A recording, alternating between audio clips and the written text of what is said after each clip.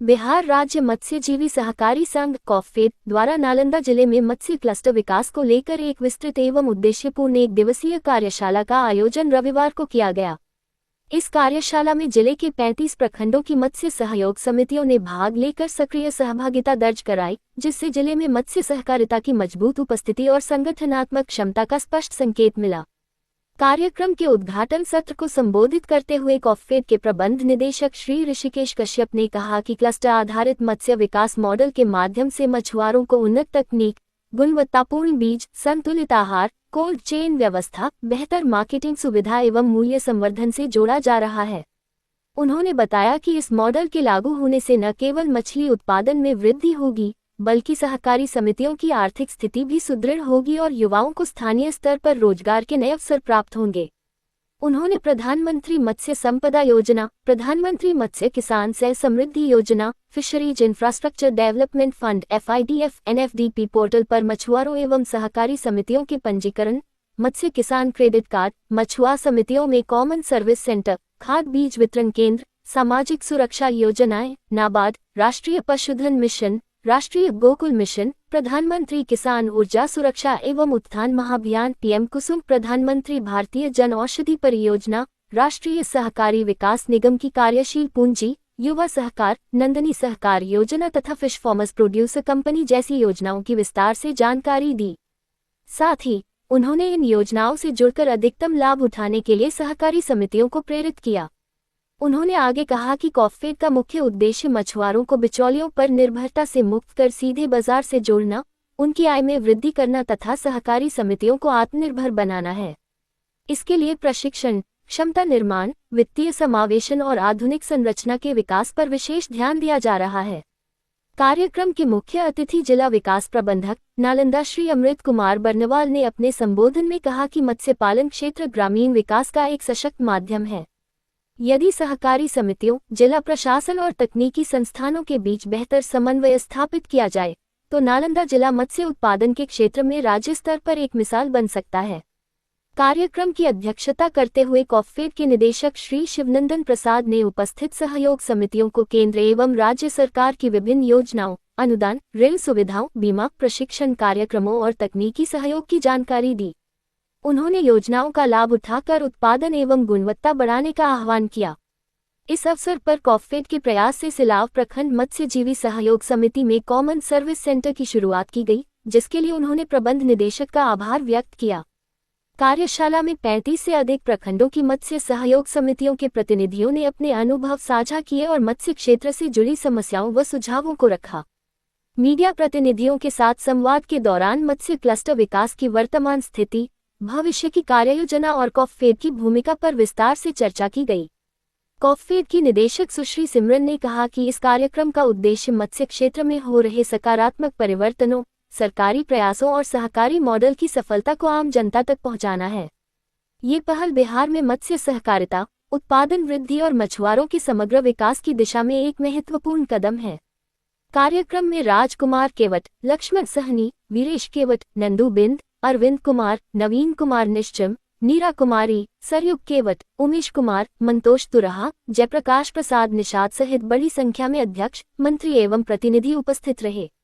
मत्स्य सहचरी में जो है मत्स्य क्लस्टर विकास के संबंध में बैठक आयोजित की गई है। इसका मुख्य उद्देश्य क्या है? ये आज जो बैठक हुआ है शिवनंदन जी के अध्यक्षता में बिहार राज्य मत्स्यजीवी के कार्यकारी अध्यक्ष के नाते इनके द्वारा जो आज बैठक का आयोजन किया गया है, उसका मुख्य उद्देश्य है कि हम नालंदा की धरती से शुरुआत करने जा रहे हैं। नाबार्ड के साथ मिलकर विभिन्न परियोजनाओं को क्रियान्वयन करें। वैसे माननीय प्रधानमंत्री देश के नरेंद्र मोदी जी प्रधानमंत्री मत्स्य संपदा योजना के माध्यम से 20,050 करोड़ की योजना को लागू करने की काम किया है। उसी तरह से प्रधानमंत्री जी के द्वारा मछुआरों को मत्स्य किसान क्रेडिट कार्ड बड़े पैमाने पर देने का ऐलान हुआ है। और इस सब के अलावे जो मत्स्य के विभिन्न घटक हैं, आज हम लोग शुरुआत करने जा रहे हैं मछुआ समिति में कॉमन सर्विस सेंटर का। जैसे पैक्सो में विभिन्न मंत्रालय के गठन करके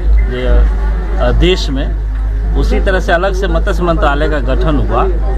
तो जैसे ही अलग से मत्स्य मंत्रालय का गठन हुआ तो पूरे देश भर में जो 30,000 मछुआरों की सहकारी समितियां निबंधित है, उसमें से एक नालंदा जिला के सिलाव प्रखंड में भी है, जिसके मंत्री भी हैं खुद शिवनंदन जी। तो इस मछुआ समिति में कॉमन सर्विस सेंटर का प्रारंभ हुआ है, जिसका आज खुलासा करते हुए और आज उद्घाटन भी उसका है कॉमन सर्विस सेंटर का। और इसके माध्यम से इनके प्रखंड के जिला के जो भी मछुआरे जितनी भी योजना है, चाहे NFTP पोर्टल पर रजिस्ट्रेशन कराना हो, चाहे बीमा योजना 5 लाख रुपए का मुफ्त बीमा योजना है उसका लाभ उठाना हो, इस सभी योजनाओं का लाभ यहाँ से ले सकते हैं। चाहे वो कहा जाता है कि जन्म प्रमाण पत्र लेके मृत्यु प्रमाण पत्र, हम लोग नाबार्ड के साथ मिलकर यहाँ एक क्लस्टर डेवलप करने का काम हम लोग प्रारंभ करने जा रहे हैं, जिसके नाबार्ड के भी पदाधिकारी, जिला के पदाधिकारी यहाँ उपस्थित है, क्योंकि नाबार्ड के हेडक्वार्टर से निर्देश हुआ। तो हम लोग आज पटना प्रमंडल और मगध प्रमंडल के मछुआ समिति के मंत्री, अध्यक्षगण, प्रतिनिधिगण यहाँ उपस्थित हैं। और ये प्रतिनिधि है, ये निर्वाचित प्रतिनिधि है। सहकारिता विभाग के द्वारा जो निबंधित पदाधिकारी होते हैं और इनका प्रत्येक 5 वर्ष में बंदोबस्ती होती है, निर्वाचन होता है, और इनको योजनाओं का लाभ अधिक से अधिक कैसे मिले, आज इसी पर विस्तार पूर्वक हम लोग जानकारी इन लोगों को भी मुहैया कराए हैं और आगे भी कराएंगे, ताकि जो भारत सरकार और राज्य की सरकार जो है, जो नीली क्रांति के माध्यम से जो नालंदा जिला को आत्मनिर्भर बनाना, बिहार को आत्मनिर्भर बनाना है, तो इसी के मुख्य उद्देश्य से आज यह बैठक हुआ है। क्लस्टर में डेवलप होगा, यानी सिर्फ इनकी सोसाइटी का डेवलप नहीं होगा, इनके सदस्यों का भी विकास होगा और इनके बगल के प्रखंड का भी समिति का सुधार होगा और जिला के बगल के भी जिलों का सुधार होगा। यानी कि समग्र विकास, मछुआरों का, मत्स्य पालकों का सर्वांगीण विकास होगा और उनका आर्थिक सशक्तिकरण होगा, सामाजिक सशक्तिकरण होगा, ताकि मत्स्य उत्पादन के माध्यम से अधिक लोगों को रोजगार दिया जा सके।